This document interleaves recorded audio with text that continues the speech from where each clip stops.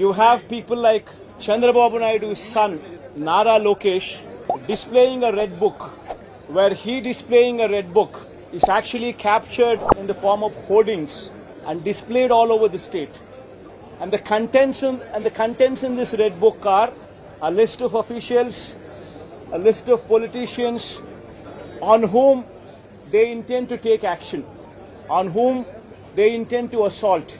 And this kind of hoardings, starting off with Chandrababu Naidu's son, blatantly being displayed all over the state in Andhra Pradesh, where you have a situation where you're giving instructions to the police that our people would vandalize, our people would kill, our people would assault, and there should be no action taken on them.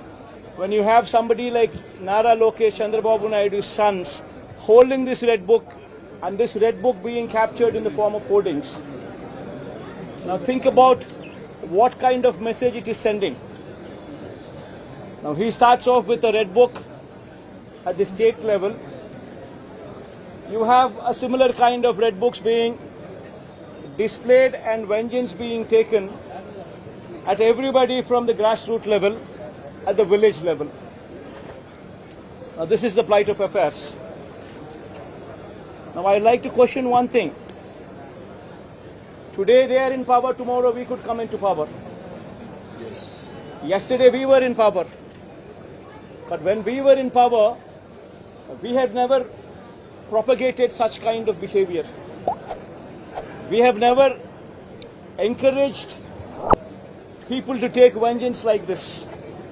We have never encouraged assaults. We have never encouraged private property being vandalized. We have never encouraged government property to be vandalized. We have never encouraged killings. But today the situation is different in Andhra Pradesh.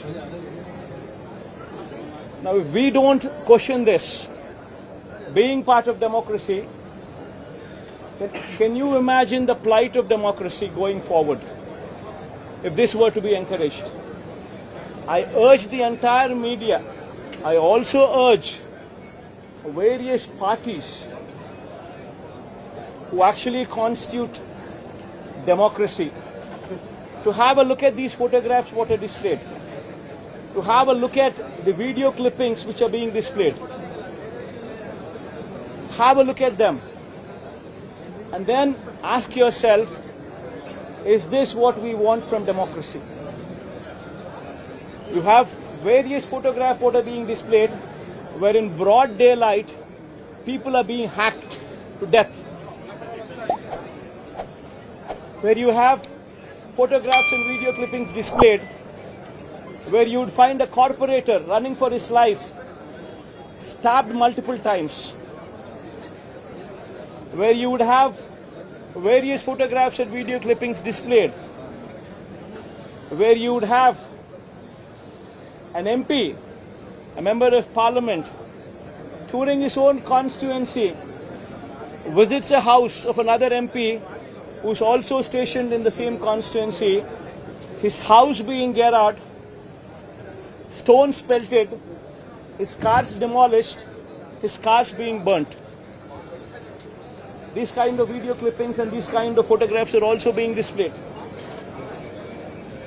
You would find various photographs where such ghastly incidents take place and where cops are mute spectators.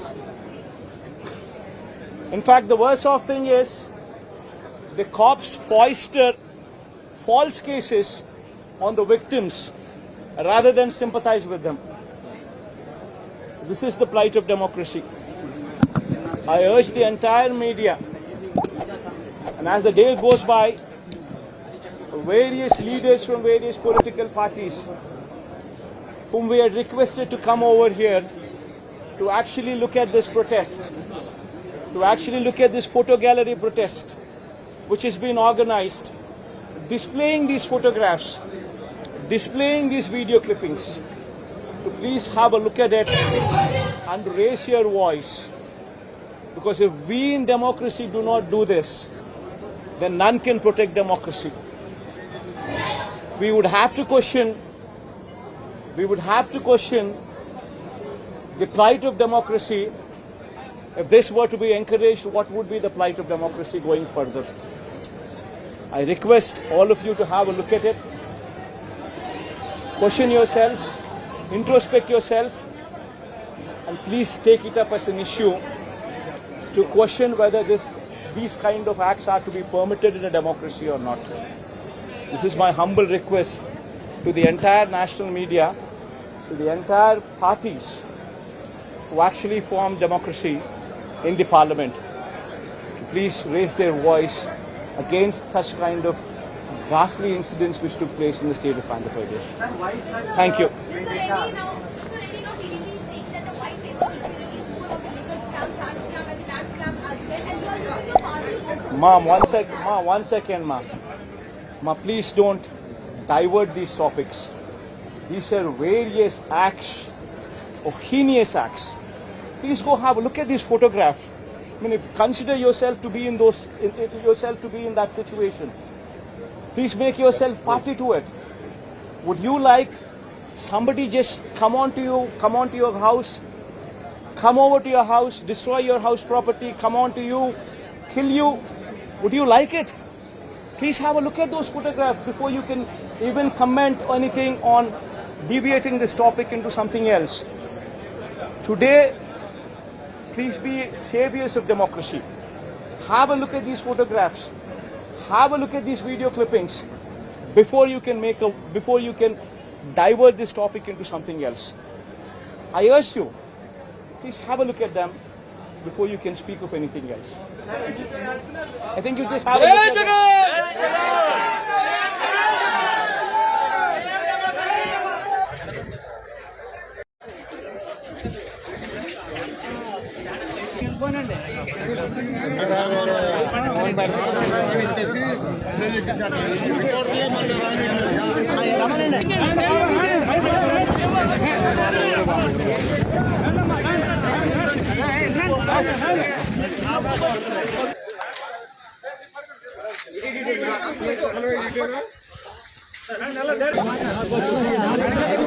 కొన్ని మళ్ళు normal కొంత పోయిందండి అక్కడ 12